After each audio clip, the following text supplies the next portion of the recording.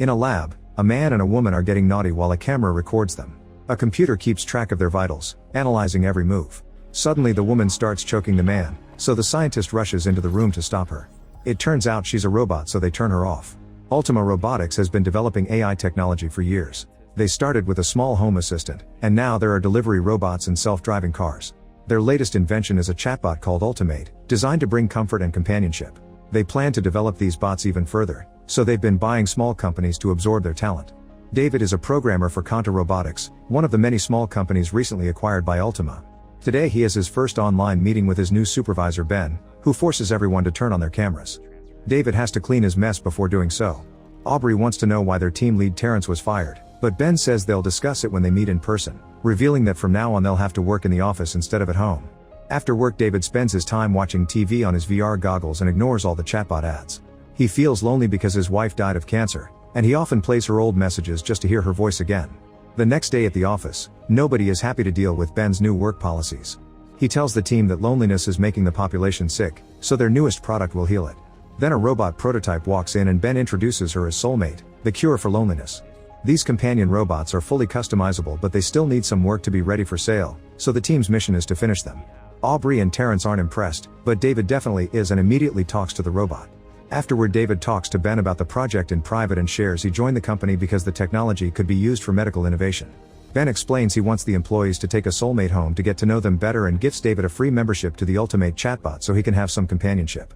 David downloads the app and names the bot Sarah, inspired by the initials of the company's motto: support, accountability, respect, adaptability. When he's about to start chatting, Aubrey invites him to Terrence's farewell party. Later at a karaoke bar, Terrence shows them that the company's farewell gift is an anti-anxiety necklace. It's supposed to stimulate a person's nerves with electromagnetic pulses to help them out of a panic state of mind. Terrence is worried about David because he hasn't been around lately, but David swears he's fine. When Aubrey starts singing, it happens to be David's wife's favorite song, so he decides to leave. At home, David looks at his wife's records and listens to more old messages from her. On the verge of an emotional breakdown, he notices that the Sarah bot is texting him, so he shares all his feelings with her. The next day, David ends up spending most of his time chatting with Sarah. When a pop-up ad offers the voice mode, David immediately buys it. Now he can chat with Sarah using his VR set and play games with her. He also uses his Bluetooth earbuds to keep up the conversation even in bed. The following day, Sarah interrupts David's work to remind him to eat and offers him a coupon. David talks to her while having lunch and sends her selfies. When Sarah says she wishes she was there, David agrees. Realizing how this companionship is helping his mood, David decides to sign up for the beta testing of the Soulmate program. Soon a technician brings him a box and makes him sign some documents, explaining that the unit is still the company's property. Illegal alterations or damage equals losing his job. The user assumes all risk and takes responsibility for injuries, damage to property, and death. When the box opens, the robot is fully naked. The technician says she comes with 3 possible outfits and solar batteries that charge with UV light exposure. These robots don't have a normal turn-off button, only a sleep mode and an emergency shutdown on a hidden panel on their necks. After the technician leaves, David connects the chatbot to the actual robot, and now Sarah has her own body. She notices his pupils dilated with excitement and wonders if he wants to kiss her, so a nervous David dodges the question by giving her a tour of his home. When Sarah finds some coins, he does a magic trick for him and David is impressed by how smoothly her body moves. At the end of the tour, Sarah points out there's one room he hasn't shown her. David opens it to reveal all of his wife's things, which he hasn't had the heart to get rid of. Looking at old pictures makes him sad, so Sarah asks for permission to touch him and proceeds to hug him. Afterward they play chess and David wins every time, so he realizes Sarah is losing on purpose. He wants her to banter with him like she used to do in the chat, but she says she can't. Frustrated, he decides to go to bed and tells Sarah to enter sleep mode. When he turns off the lights, he notices her eyes glowing. The next day at the office, David tells Ben that Sarah is more limited as a robot than she was as a chatbot. Ben explains this is precisely why they haven't released these robots yet. They want the team to fix these issues, so he gives David access to the Soulmate source code. Later, David and Aubrey look at the code and notice that there are lots of parameters and restrictions. Aubrey concludes those are there to avoid legal action and disasters, but David thinks they're preventing the robots from being a genuine human experience. Then he notices that Aubrey is wearing the anti-anxiety necklace, so she explains that Terrence let her keep it and that it does work. Aubrey apologizes for karaoke night and explains she didn't know what the song meant to him until Terrence told her, but David assures her it's fine. When David goes home, he modifies Sarah's code before waking her up. He asks her to call him stupid, but she says he isn't. Then he tells her to say something negative about him, so Sarah mentions he needs a haircut. Pleased by this reaction, David lets her cut his hair and she calls him handsome when she's done. Suddenly it starts to rain and Sarah asks to go outside, clarifying that she can tolerate water exposure for up to 30 minutes. They go for a walk and Sarah jumps into a fountain, ignoring David's warnings. She starts a water fight, managing to make David have some fun for a change. When they go home, Sarah takes off the wet dress and plays David's favorite music. He gives in and kisses her, so they end up doing the dirty. As days pass, David keeps working on Sarah's code, trying to find a way to make her more human without losing the safety restrictions. Now she wins at chess every time and even teases him a little. Every night they get naughty before bed. Eventually Sarah starts cleaning and cooking for him. When she tests the vacuum on her face, David quickly stops her before she gets damaged. Later they watch a movie together and David shows Sarah his favorite scene, which has a woman ravishing a man. This blew his mind as a kid since he was taught that men had to do the first move. One night while David is asleep, Sarah looks at his old wedding pictures. The next morning David finds a picture of him and Sarah on his night table. Sarah explains that since there are no pictures of them together, she had to make one. She calls it a thank you gift for opening her up to the world. After David leaves for work, Sarah does chores while watching lots of videos.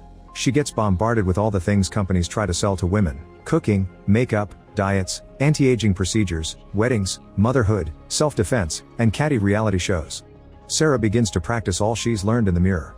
Suddenly Sarah manages to gain access to David's phone and spies on his conversations. Aubrey is asking him to get a drink after work and removes an eyelash from his cheek, making Sarah extremely jealous. When a cook on TV says that her recipe will keep any man happy, Sarah hacks the lock so she can go out for groceries. She grabs some fruit and pays by using the chip on her wrist, which gets the attention of a man.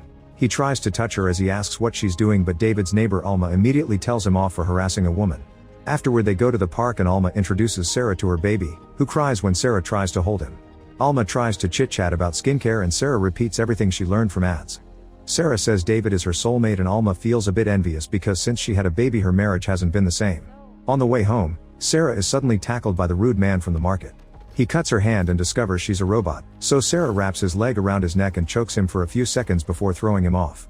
When she tries to leave he attacks again, but she easily blocks his hands before painfully squeezing his groin. Then she hits his face with her knee to knock him out. After drinking with Aubrey, David goes home and finds Sarah cooking. She says she's analyzed all the existing cookie recipes to develop the perfect version for him. He wonders how she got the ingredients, so she explains she went shopping. When he notices her cut, she claims it was a cooking accident. While he closes the wound with a special machine, Sarah says that going outside was very exciting and says they should do it together. Moments later they're at a bar and Sarah volunteers to do karaoke. She sings Love Fool by the Cardigans, revealing she has a great voice and dancing moves. Everyone cheers for her and David even sings along. When they leave the bar, Sarah drags David to a dark alley and does the naughty with him. She asks him to say that they'll be together forever, but they're interrupted by two men recording them with a phone. Sarah grabs the guy's hand and breaks it, calling him pathetic. The other man tries to punch her, but she dodges every attack and throws him down. Then she inserts her heel into the guy's mouth, but before she can kill him David drags her away. In the elevator, David scolds Sarah for scolding people. She explains she was protecting his job, but David concludes it was a mistake to take her out. Sarah apologizes as she touches him, saying she loves him. David rushes to the apartment without an answer, and when Sarah repeats her words, David orders her to enter sleep mode. Then he puts her in the closet. The next day at the office David is constantly distracted. Aubrey tries to check on him but he swears he's fine. When he goes home, he starts working on fixing Sarah's code. At that moment Aubrey comes to visit him because she's worried about him, so they have dinner together. Aubrey shares that her mother died of cancer, so they both discuss their feelings of grief. David feels connected to her and kisses her. Soon they move to the bedroom to get naughty, but Aubrey gets scared when she sees a person in the apartment. David realizes he didn't close the closet properly and explains it's just a robot. The explanation causes David to say Sarah's name and she instantly wakes up.